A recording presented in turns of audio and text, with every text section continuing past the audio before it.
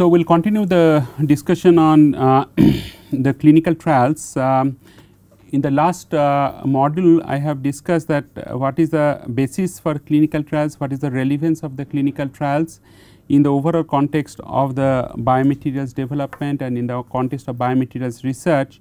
So, we will continue from that, and one of the things that we have emphasized in the last module is the need to conduct randomized control trials.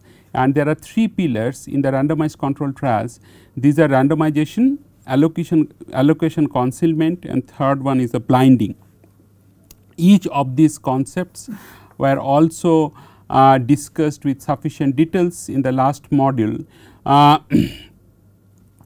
So, now coming to that more in these phases of clinical trials, the first important thing that I have mentioned in the last module, and let me reiterate again, that is first one is the preclinical data collection. So, preclinical data collection, that will start with this in vitro experiments, preclinical investigation in animal models. So, preclinical investigation in animal models means small animal, large animal, and to conduct this stage or to conduct the analysis at this initial stage, clinical trial registration is not mandatory. However, the critical assessment of these results, critical assessments of these results needs to be done together with clinicians.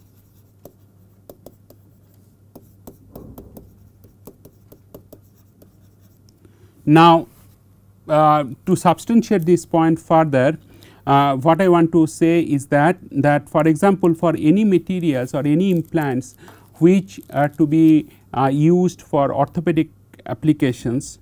So, orthopedic surgeon needs to be involved at this stage to for him or her to understand that what is the key results of the in vitro cellular level experiments, what is the key results at the tissue compatibility level experiments in the different animal models. So, that this clinician will be convinced about the lack of any potential health risk or lack of any potential health related risk for these materials, and these particular these particular biomaterials which are to be now which are to enter into the clinical trials are biomedically safe. So, that safety assessment needs to be done together with clinicians. Now, if the material under investigation is for cardiovascular applications, then cardiovascular surgeon needs to be involved. The same is true for the neural implant applications or neural conduits or nerve conduits, then neurosurgeons need to be involved at this stage. So, depending on, I repeat, depending on targeted application of that specific biomaterials, clinicians from specific or clinicians from the related disciplines must be involved at this particular stage. Now, once you do these things, then it will lead to the next stage will be to submit the clinical trial projects to funding agencies for financial support, as well as to submit it to institutional ethical committees as well as the national level ethical committees. Now, these things I have mentioned further, and let me again repeat.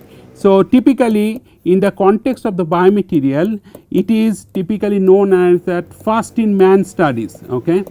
So, clinical trials this is kind of one can consider this as a synonym. So, clinical trials in the context of biomaterials is known as first in man studies, and clinical trials, the way it has evolved, it is more specifically used for drug screening or drug testing.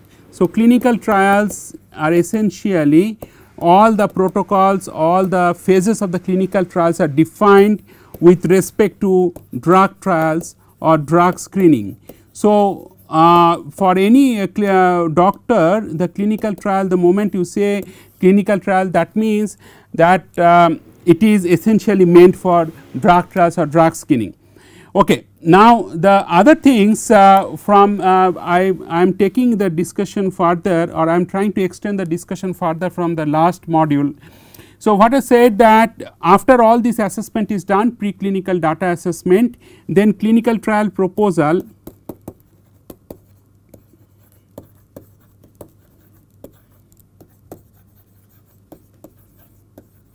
to be submitted to funding agency together with necessary approval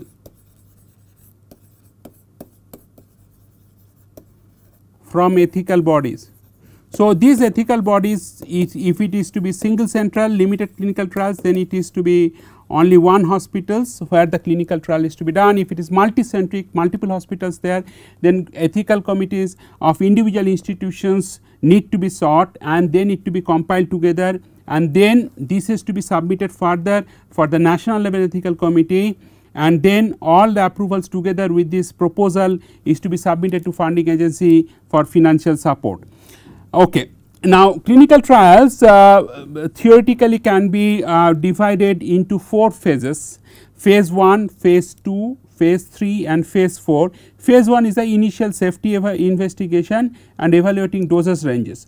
As I said earlier or just few minutes ago, that clinical trials are essentially clinical trials essentially started to screen the drugs. So, therefore, these phases are also defined in the context of drug trials. So, this is doses range means if you take any single drug A. So, what are the doses, this is or therapeutically relevant doses that is to be required to start these clinical trials before it is given to a number of human subjects, that is to be done at the initial stage.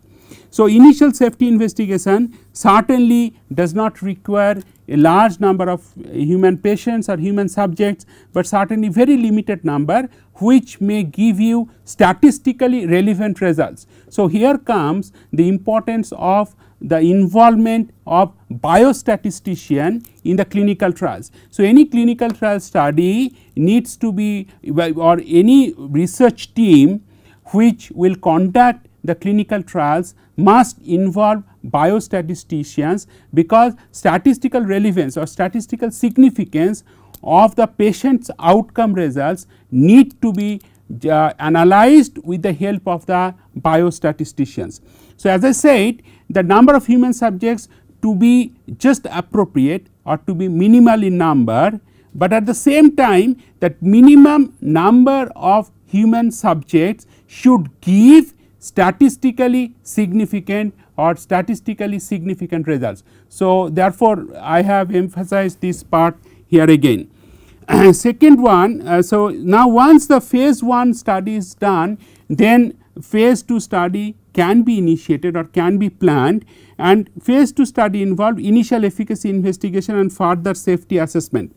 Now, if I recall or if we recall our discussion in the last module, I have mentioned very categorically that phase 2, phase 3, phase 4 essentially depends or each time a clinical trial experiments enter into a higher phases, let us say phase 1 to phase 2, that essentially means more number of human subjects are involved, or in other words that this efficacy of that particular disease or particular disease treatment is now validated with a larger number of human subject population. So, that once it is done completely, then people can really believe the results of this particular treatment. So, let me take a blank slide and this explain to this one in little bit with little bit more clarity. So, let us say this is your preclinical experiments and this is your clinical trial. So, preclinical experiments, if you remember that I have emphasized that you have to start with small, medium,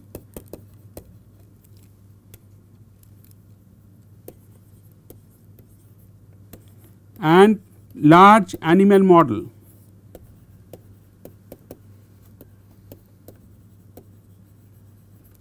And this small, medium and large, essentially you are doing the validation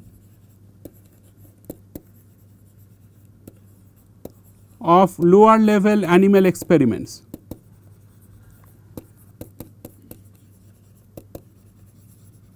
And there I have mentioned very clearly that as the size of the animal increases, the complexity of the in vivo physiological environment also increases, and also the ethical committee approval, animal ethical committee approval will become more and more difficult. For example, if you go to rabbit to dog, animal ethical committee approval would be more difficult. If you go from dog to monkey, animal ethical committee approval would be even more difficult, because you are now carrying out the experiments with primates. So, in case of using the primates or larger animals, animal ethical committee approval would be much more stricter. Similarly, now if I may kind of compare that some kind of correlation like phase 1, phase 2, phase 3 and phase 4 clinical trials. So, as you enter or as you travel along this direction from phase 1 to phase 2, phase 3, phase 4, number of human subjects increases, and therefore, the ethical approval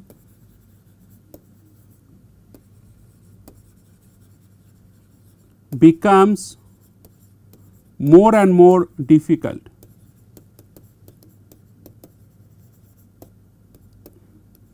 So, I repeat my statement. What I said is that each of these phase 1, phase 2, phase 3, phase 4, if you enter from phase 1 to phase 2 trial, then essentially that means more number of human subjects are now involved in phase 2 trial compared to phase 1 trial, and the same is true for phase 3 compared to phase 2 trial.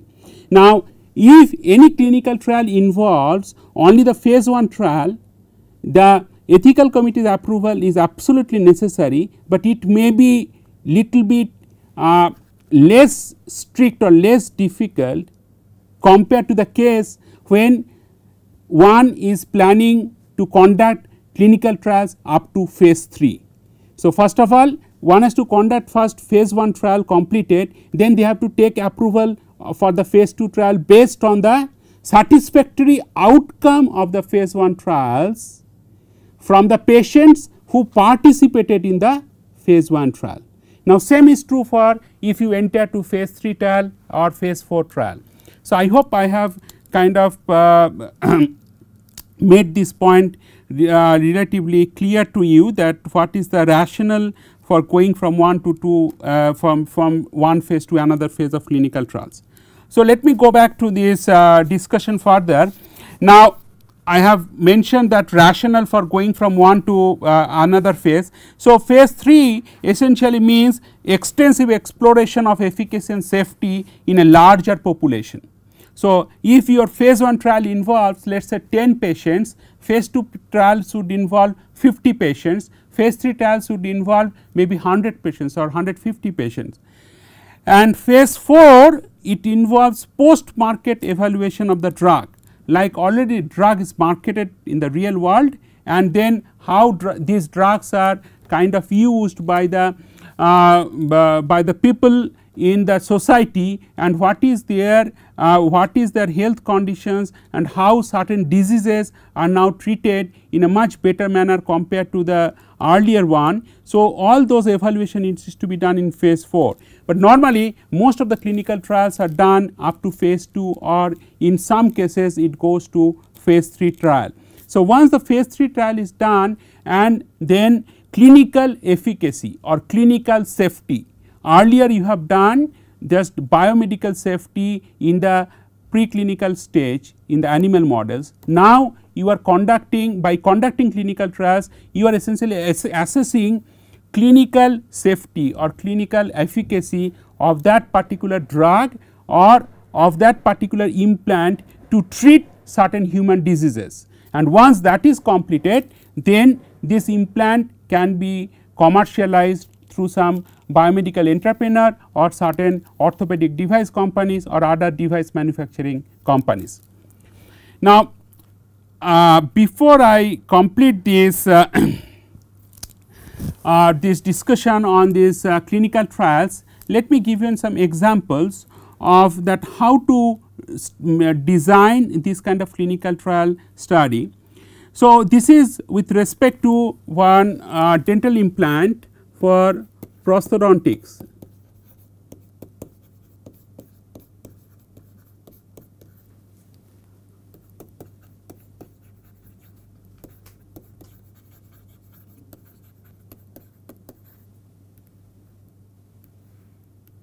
In prosthodontic applications.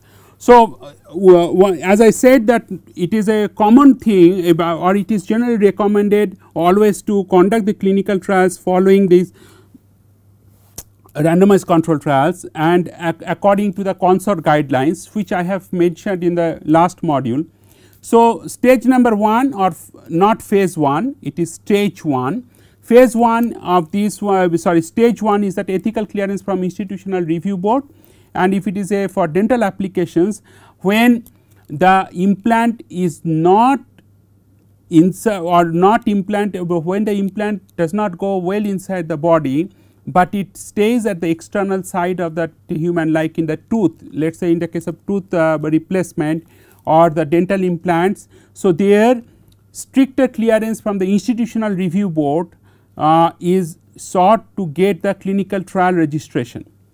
The next one is that conduct of equivalence and non-inferiority design and selection of patients. So, their inclusion exclusion criteria needs to be clearly mentioned, like what is the patient's age group, whether it is gender male female, and then whether the patients will have should not have any systemic diseases, that needs to be defined. So, that means that when this particular age group, so as you can see that age group that needs to be selected over a broad range, not a very narrow range of the patients, like 15 to 50 years is a relatively broad range of age, and in this age group the clinicians or the investigators who are participating in the clinical trials do not have any choice of the patient that they would recruit. Any patient who wants to voluntarily participate in the clinical trials in this age group in principle should be recruited in the clinical trial study.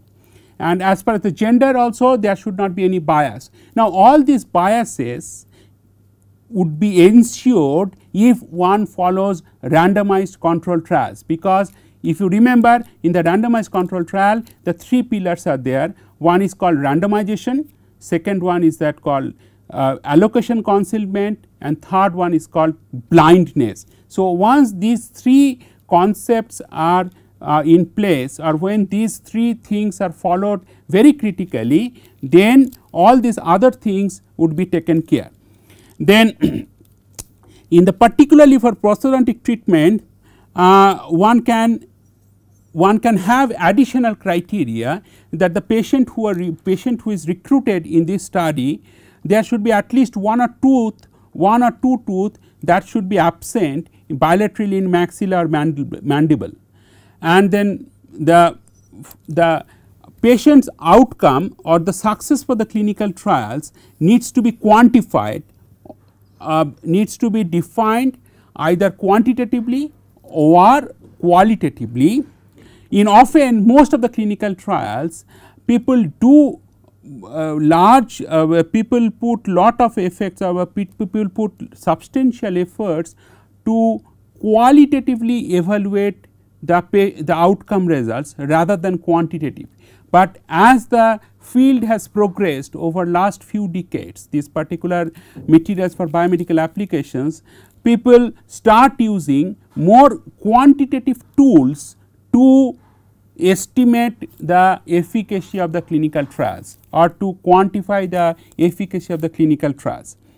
Just to give you this example, after these certain dental implants is inserted into some patient having patient following the criteria which I have discussed just few minutes ago, adequate bone width or bone height and width can be measured using CBCT technique. CBCT is convergent beam computed tomography technique with 4 months post extraction healing time. What it means that after the patients receive that implants, there should be a gap of at least 4 months, then the patient would visit the doctor again, patient would go to the hospital to the same clinician, then the clinician will use this convergent beam computed tomography technique and quantify that what is the bone width or height around the implants, and that quantification will be able to give the clinicians some confidence, yes, these particular dental implants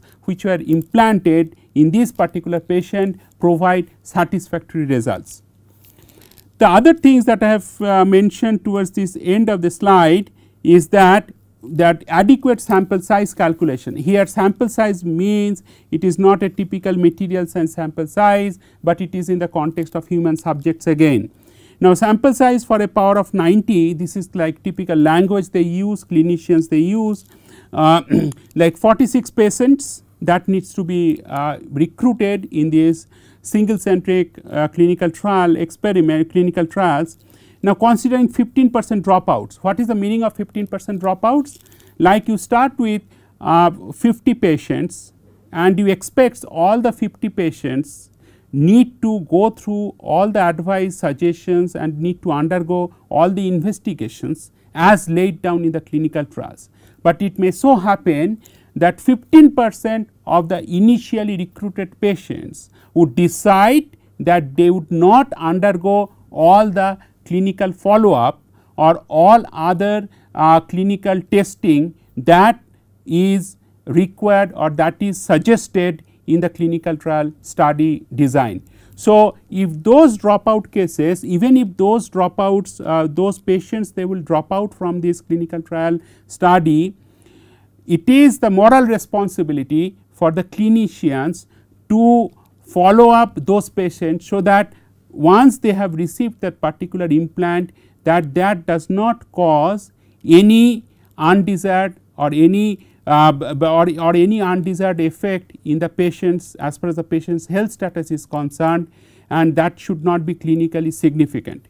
And if those dropout cases also the results are clinically significant, that means patients develop certain side effects because of that implants, patients develop certain other complicated health related effects because of the because they have undergone that particular implant, they have undergone that particular treatment or received that particular implants because of that particular reason, then those things also need to be critically considered while analyzing the total results of the clinical trial. So, let me summarize therefore, that it is important to select the critical number of human subjects, so that it provides statistically relevant results, but at the same time one has to ensure that sufficient number of patients will undergo this, who will undergo the clinical trials, will participate all the follow up study, will also participate all the clinical investigations as suggested or recommended by the clinicians or investigators who are conducting these clinical trials. And even in case of the dropouts, like the patients who discontinue to participate in the clinical trial study, their health status, their health condition needs to be monitored till the time the clinical trial study is over. Once it is done, once it is ensured, all the results together should be analyzed, so that one can critically conclude that what is the outcome of this particular clinical trial study. Okay, so this is that second last slide, and this is so this one, it has been mentioned that design of randomized clinical trials in the context of the dental implants in prosthodontic applications. So, study design wise, that parallel or split mouth design, that is a typical that is typically followed in most of the prosthodontic clinical trials, and initial testing of the new technology needs to be done. Like for example, if you are using titanium 6%, aluminum 4% vanadium implant, and if you have a commercial implant, and then those initial testing needs to be done. Okay, proper randomization, allocation concealment, and follow up of dropouts needs to be taken up or needs to be ensured, as I said, because proper randomization and allocation concealment already are two verticals of the randomized control trials. So, in the RCT, these two are the two verticals. Third one is that endpoints, that is the implant supported cement or screw retained in prosthesis for single posterior tooth replacement in function or for at least a year. What it means, although clinical trial study is over up to the 4 months, they would do some kind of a quantification of the bone regeneration around the implants, but at least it needs to be ensured that the tooth which has been replaced by this dental implant, that will remain there in a functional conditions for at least 1 year. So, let me tell you this in this last slide is that how to ensure that what are the qualitative and quantitative outcome measures. These outcome measures are the kind of results of the experiment. Now, in a typically material science, when you develop some materials, one does X-ray diffraction study to see that what are the phases that is there present, one does microscopy study to see that what is the morphology of these phases, what is the composition of the different phases locally and so on, and the same time people do some kind of mechanical testing just to see that what is the strength of that material. But those kind of conventional characterization or conventional testing is not possible in case of this kind of clinical trials, although this should be done in a scientifically appropriate manner, but instead, as I have explained in this slide, that there are certain patient oriented outcome that needs to be measured. First one is the oral health quality of life or patient satisfaction. After they receive these implants in the after the patients receive these new implants, patient satisfaction needs to be first qualitatively recorded, whether the patient is complaining about the tooth pain or about some inflammation or about some uneasiness, or they have difficulty in chewing food or certain masticatory reactions, whether those things are there, that has to be recorded, and that has to be scored in terms of some qualitative manner. Is it like +1, +2, that is called Kimi score, scoring effect and so on. Second one is that implant supported restoration for the dental restoration, like what is the longevity of restoration or technical complications. Third one is the peri-implant health, like whether there is a marginal bone level and probing depth of the soft tissue, this can be investigated. And fourth one that I have mentioned, which is more quantitative estimation, that osseointegration, like this implant which is inserted into the mouth, how well it is integrated in the osseous system around the implant. And here it is the cone beam computed tomography analysis needs to be done to quantify the hard tissue stability and at different time level. So, this is that at different time plan about time at the different time frame, like 4 months, 12 months post implantation. That means, after the patient receives this implant, so after 4 months, because 4 months is the time that this new bone or new tissue is expected to develop or mature around any orthopedic implant. So, similarly for dental implants also it is true, particularly the human patients. And then 4 months and 12 months and 12 months they should see that there is no radiolucency and there is continuous bone formation around the implant. And last one is the primary stability at the surgical placement. This aspect can be assessed by resonance frequency analyzer. So, this is kind of relatively newer technique, and then with all these results in hand, that is to be analyzed together to validate the outcome measures. That means that what are the patient oriented outcome measures, and if it is acceptable to the clinicians, then this particular implant can be commercialized in the market. Okay, thank you.